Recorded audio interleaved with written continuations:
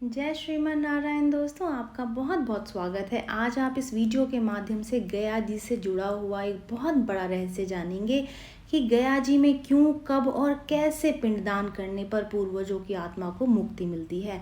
पितृपक्ष में गया जी में पिंडदान करने से पितृ को मोक्ष की प्राप्ति होती है और 16 दिन तक चलने वाला ये श्राद्ध पक्ष विशेष करके पितृ के तर्पण के लिए पावन भूमि है। गरुड़ पुराण में कहा गया है कि पृथ्वी के सभी तीर्थों में गया सर्वोत्तम है। तो वायु पुराण में कहा गया है कि गया में ऐसी कोई भी जगह नहीं है, कोई भी स्थान नहीं है जो तीर्थ ना हो। मत्स्य पुराण में गया को पीर्थ तीर्थ कहा गया है। गया में जहाँ जहाँ पितरों की स्मृति में पिंड अर्पित किए जाते हैं उसे पिंड वेदी कहा जाता है। एक बार संत कुमार नारद जी से किसी ने पूछा कि कोई एक पवित्र भूमि बताइए जहाँ पर श्राद्ध और पिंडदान करने से मुक्ति प्राप्त हो। मान्यता है कि गया भस्मासुर के वंशज दैत्य गयासुर की देह पर फैला हुआ है। कहते हैं गयासुर ने ब्रह्मा जी को अपने कठोर तप से प्रसन्न करके वरदान मांगा था कि उसकी देह देवताओं की भांति पवित्र हो जाए और उसके दर्शन से लोगों के पापों की मुक्ति उनको मिल जाए। वरदान मिलने के पश्चात स्वर्ग में जनसंख्या बढ़ने लगी और लोग अधिक पाप करने लगे।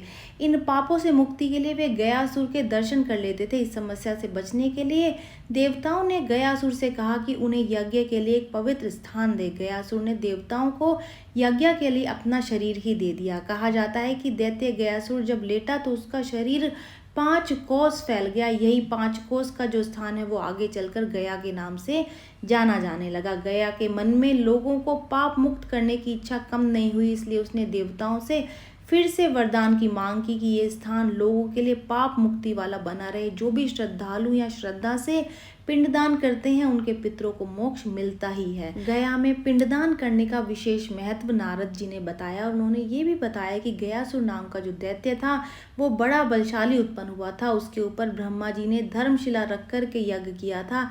इस शिला के अचल होने के बाद में भगवान विष्णु गदाधर नाम से गदा लेकर के उपस्थित हुए और सभी देवता फल्गु का स्वरूप लेकर के आए।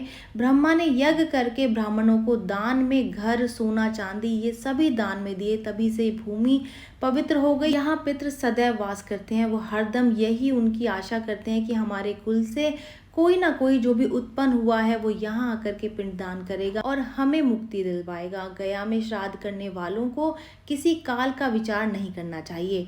गया में पिंडदान से कैसे पूर्वजों को मुक्ति मिलती है ये जान लेते हैं। गया में पुत्र के जाने से तथा फल्गु नदी को स्पर्श करने से पितरों का स्वर्गवास होता है और गया क्षेत्र में तिल के साथ समी पत्र के प्रमाण पिंड देने से पितरों को अक्षयलोक की प्राप्ति होती है। यहाँ पिंडदान करने से ब्रह्मा सुरापान सहित घोर पाप से मुक्ति मिलती है। गया में पिंडदान करने से कोटि तीर्थ यानी कि अश्वमेध यज्ञ के बराबर फल मिलता है। यहाँ पर श्राद्ध कर्म करने से कोई काल में पिंडदान आप कर सकते हैं। साथ ही यहाँ ब्राह्मणों को भोजन करवाने से पितरों की तृप्ति होती है। गया में पिंडदान करने के पहले मुंडन कराने से बैकुंठ को जाते हैं। साथ ही काम, क्रोध और मोक्ष की भी प्राप्ति होती है। कहा जाता है कि राम, लक्ष्मण और सीता भगवान दशरथ का पिंडदान करने गया जी आए थे। राम लक्ष्मण पिंडदान करने के लिए सामग्री एकत्रित करने के लिए चले गए और सीता जी गया धाम में फल्गु नदी के किनारे दोनों के वापस लौटने का इंतजार कर रही थी। पिंडदान का समय निकलता जा रहा था, तभी राजा दशरथ की आत्मा ने पिंडदान की मांग कर दी। समय को हाथ से निकलता देख सीता जी ने फल्गु नदी के साथ वट वृक्ष, केतकी के फूल, गाय को साक्षी मानकर बालू का पिंड बनाकर ससुर स्वर्गीय राजा दशरथ के निमित्त पिंडदान दे दिया।